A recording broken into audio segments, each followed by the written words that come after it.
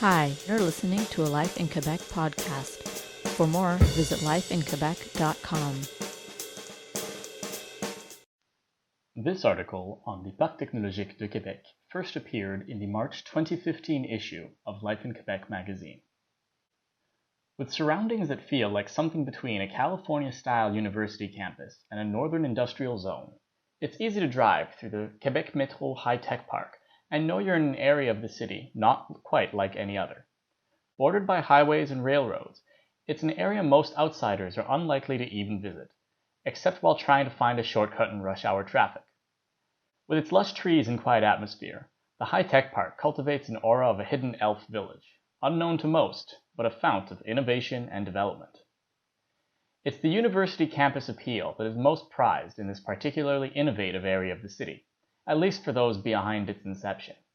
The high-tech park is not so much interested in fostering the development of large-scale industry, but rather aims to act as a crucible of development of new technologies, notably those stemming from startups created by young university graduates. Nathalie Quirion is the park's general manager. She explains its founding along those lines, referring to the economic reality behind the creation of the park in 1988. The realization was that we had a university, Laval University, with a bunch of researchers and graduates who don't always find work to their standards, in either the science world or elsewhere, and who had to move to Montreal or other cities to find these jobs, she explains.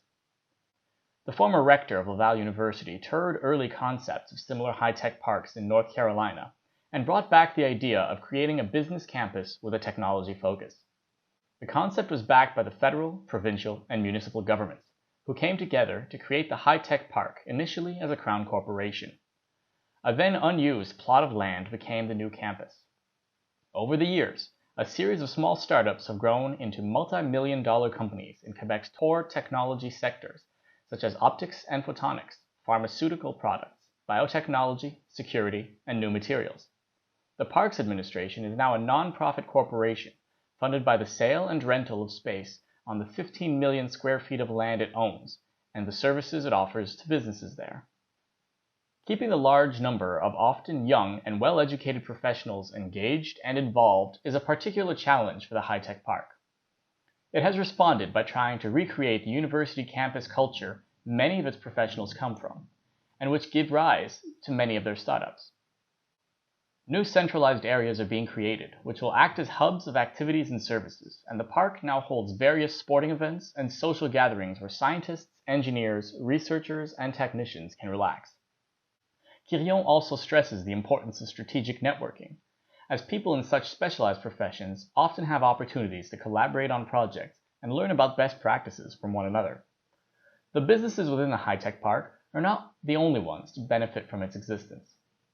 A core component of the park's mission from the start has been to offer important benefits to the city as a whole. Creating a culture of innovation has helped establish Quebec City as an international player in the world of technology and provide high-paying jobs, which bring more tax revenue to the city in market sectors that tend to react with much more flexibility to global economic stresses. The process seems to be working.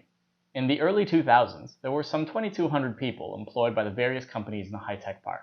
Today, there are over 5,200, spread over roughly 100 different businesses. The number of businesses hasn't doubled, Quirion specifies. It's the existing companies that have expanded. Those who start in the park grow in the park, Quirion says. She gives dozens of examples of companies that started at the park with just 1 or 2 employees, who now export around the world and hire dozens, if not hundreds, of highly skilled technology professionals. Demand is so high that an important issue companies face is how to attract more skilled professionals, particularly programmers, towards the research and development initiatives there. Continuing the tendency to reflect campus life, about 10% of people working in the high-tech park are immigrants, which is about the same ratio as Laval University, and significantly higher than the rest of the region. For those immigrants, the park also becomes an important tool for social integration, as the various social and sporting events are often a way for newly arrived workers to build their own support networks and make new friends. The park still faces challenges. The technology sector, particularly in fields related to programming, is trending towards urbanization, while the high-tech park's campus is poorly served by public transport. We can't put the park on wheels and move it downtown, Quirion jokes. I see it positively. We have to create the lifestyle where people can meet and exchange ideas to innovate. Our territory allows us to do this. We've worked with urban studies students we've developed a land vision and plan for our vacant spaces with the help of students and professionals.